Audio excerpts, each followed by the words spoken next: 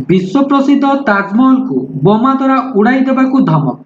यूपीर आग्रार एक बड़ खबर सामना को आसुछि। आग्रार विश्व प्रसिद्ध ताजमहल को बोमा द्वारा उड़ाई देवाकू इमेल जरिए धमक मिली। एसीपी ताज सिक्यूरिटी सैयद अरिफ अहमद कहते जे पर्यटन विभाग को यह इमेल मिली। एने ताजगंज थाना एक मामला रुजु होइछि। अधिक तदंत जारी रही। विगत किछि दिन है दुर्बृत्त माने स्कूल विमान और होटेल को बोमा धमक देवा परे एबे पर्यटन स्थली गुड़ी को धमकाइबा आरंभ करिसेंती।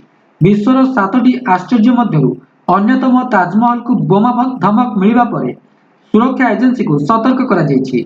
पर्यटन विभाग को पठा जायथिबा मेल रे दुर्बृत्त माने ताजमहल को बोमा विस्फोरण द्वारा ध्वंस करने को धमक दैछंती।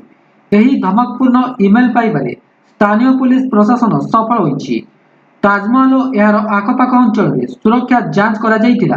ताजमहल भितरे सीआईएसएफ टीम तदंत करिछि। ताजमहल समस्त अंचल जांच करा जाउछि, मात्र ए पर्यंत पुलिस कोनोसी संदेहजनक जिनिस पाई नाही।